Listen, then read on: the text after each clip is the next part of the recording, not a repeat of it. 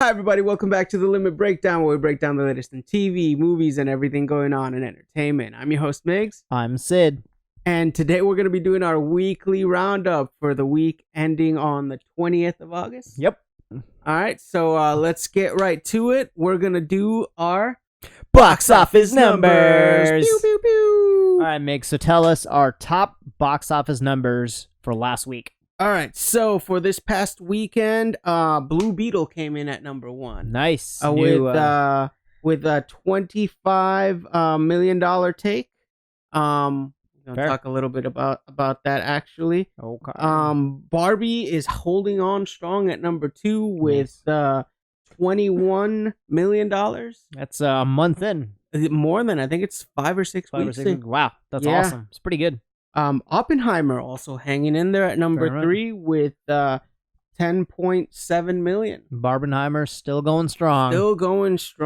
Right. Teenage Mutant Ninja Turtles, Mutant Mayhem with $8.5 million. And then coming in at number 5, rounding out the top 5, is the new comedy Strays. Okay. With $8.2 million. That's the one with the dogs, I believe. Yeah, that's the one with the dogs. Yeah. Cool. So, nice. Some nice surprises. So it brings a couple things to talk about with the weekend box office, because a lot has been given to the whole box office results, right? Yep. And how some movies are performing, some movies are not performing. We went and watched Blue Beetle this past week. We enjoyed it. Unfortunately, I think a lot of people are not really giving it a chance. It grossed less than Flash did for the opening weekend. Wow. I'm very surprised. Yeah. Is there a reason for it? I don't know. I think it just might be people are over DC, I think. But I was looking at the worldwide. It didn't have a global release. Okay.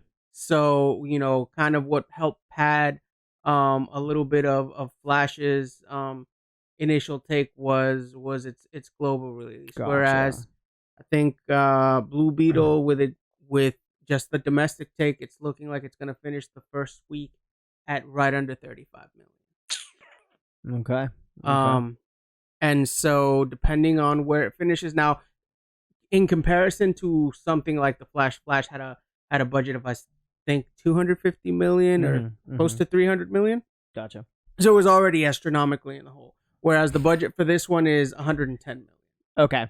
So it's not as, but still. So which is very surprising, because it was a pretty entertaining movie. So yeah, and I think one of the things that made this unique was it's kind of in a limbo spot as far as the DCEU slate. Like, it's not part of the DCEU proper, but it's not completely isolated. So I think they were hesitant to determine whether or not they were going to announce any future plans with Blue Beetle, which is a shame, because I think the lead in the film actually did a decent job. Yeah, he did. And so it's going to be interesting to see if it's got any legs. Using the same kind of criteria, the Disney Pixar movie Elemental had initially a disappointing couple of weeks, but it's been in theaters consistently, and now it has crossed over the 500 million worldwide box office take with its extended run, and is now the second highest grossing animated film of the year, behind only Spider-Man. Gotcha. Okay. Yeah. So it's interesting. It might not perform that well initially, but if it's got some staying power, it might be able to recoup some of that. That, and combined with some international releases, might be able to actually generate enough revenue to make the studios happy. Fair enough. Which brings me to a point. Box office numbers should never give you an indicator of how good or bad a movie is. A movie can be very popular, maybe because of actors or the theme. And the first week, people are flocking to it because they're like, oh my God, this new movie comes out, and it grosses a lot the first week. And in the following weeks, it kind of drops off because people realize, oh, this is not a good movie. It was just a hype. Or vice versa. Maybe it is a good movie and people are like, oh, I want to see it again and again or something like that. And honestly, the different markets do play into it. Because, like, for instance, the new Mission Impossible movie didn't really do that great domestically. Yeah. But it has had a fantastic international run. Yeah. So I think it's close to 600 million worldwide, whereas it only did, I think, 170 domestically. Gotcha. Yeah. So sometimes those other markets can carry a film. Yeah.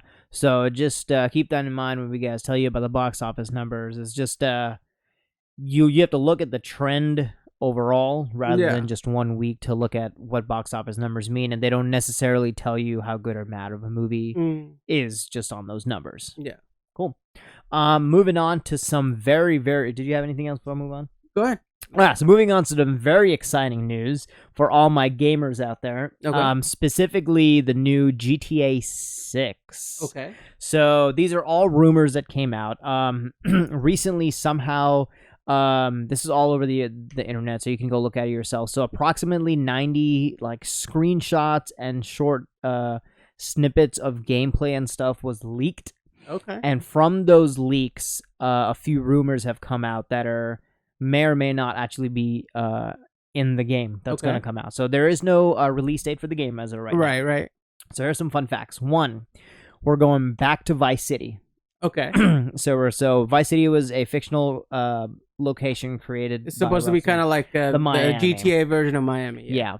So they're going back to Vice City. It might not be called Vice City, but at least in that esque area. Okay. Interesting. The map is going to be massive. Yeah. And when I mean massive, it's going to be bigger than GTA 5, which was a huge map. Yeah. Now the fun thing is, it's supposed to not be a static map. Yeah. And what I mean by that is, the buildings and certain things aren't always going to be there the whole time. So certain buildings are obviously going to be there the whole game. Yeah. But there's going to be actual construction happening while you're playing this game, and then actual demolitions happening at the same time. So certain parts of the map are always going to be there. The other parts of the map are going to be, there's going to be new buildings, maybe a parking lot, maybe that parking lot's new something else, and the map is going to be changing throughout. Now I don't know if that means it's changing as the story progresses, or if that means that's changing, let's say, because they have updates and stuff. One update could be, in the November time they have one building, and then next season, let's just say March, April, something, they have a different part. So it could be seasonal. That part hasn't been confirmed, but it's interesting take on GTA. Yeah. Okay. Another fun fact, which I'm a little bothered by, because I understand that GTA is trying to be as realistic as possible. Okay. While still holding on to the quote unquote video game mindset. Yeah. You might have to fill up on gas. So there's going to be a fuel aspect to the game. So you can't just drive forever in your sports car. Yeah. They haven't ironed out the details to, as in maybe certain cars have more fuel or something like that, but you're going to have to stop and get gas for your car throughout the game, which is going to cost money. Yeah. So I remember when Red Dead Redemption 2 came out, there was some rumors that you were gonna have to eat and use the bathroom as part of gameplay. The using the bathroom part didn't materialize, but you did have to eat during the game. Yes. There would be parts where you'd be starving or something. Yeah. So. And the last rumor, which is not as big, but is I guess big to the gaming industry maybe. So it's going to be the first female protagonist for a Grand Theft Auto game. They did release the names, however, I don't think these names are going to stick. And I believe she's going to be Latin American, from my understanding. But from my research that I did, all the names were changing, so I'm like, this doesn't seem right. So I'm not gonna say the name only because I don't know, but it's a female protagonist, maybe Latin American Mm-hmm. for the new GTA 6. Now, again, these are all rumors that came out after the leak that happened. Sorry, I'm still stuck on the whole gas thing. Yes. I'm not gonna lie to you. That's the one that hit me the hardest. So there's this game on PlayStation called Days Gone. It's a PlayStation exclusive. And they have a gas feature. The main protagonist in that game rides a motorcycle. And I remember the first time I ran out of gas. And I remember having to decide whether I was going to walk with a gas canister to a gas station or if I was going to carry and push the bike all the way to the gas station. And I remember just being like, this is some bull. Oh, man. Yeah, I mean, like I said, these are rumors. It may or may not materialize, but I found that aspect hilarious. I think the other aspect of map changing, I think, is fantastic. Gives a more realistic view. That's interesting. So I had heard rumors about the map being substantially bigger. I had heard that it was going to be something in the realms of like them incorporating several different maps. So what again, this is just speculation, rumors and stuff. But like I had heard that we would be going back to Vice City, but I heard that you'd be able to. It would be kind of like you could take a plane from like Vice City to Liberty City or to San Andreas. Yep. And like that. So that might be something that they do that they incorporate. Oh, that could be the thing. That could be the map changing, right? So the main map is Vice City, but then at a seasonal time you can go to Liberty City. Yeah. Which is Grand Theft Auto 3 is one of my favorite games of all time. Yeah. Maybe you could go back to Liberty City. And then, go to whatever the city was in GTA 5. I don't even remember the name. Yeah. Things like that. So yeah. I mean, that's going to be, I mean, this game has been in development for so long. I mean, they kept pushing GTA 5 out forever. They just GTA 5 was almost like Skyrim. Like, yeah, it's a great game. Don't get me wrong. It's but I mean, it came out originally on the PlayStation 3? Yeah. Yeah, so it was PlayStation 3, 4, 5. Yep. I think did they put it on the Switch? I do not know. That I do not know. Like they put it on just about everything. Like I said, almost kind of like a Skyrim thing. So fair. That was my update. I've got two things. All right. Number one, this coming Sunday, 27th. This Sunday, August 27th is National Cinema Day. So check out your local participating theaters. See whoever's participating, but you're gonna be able to find movie tickets for $4.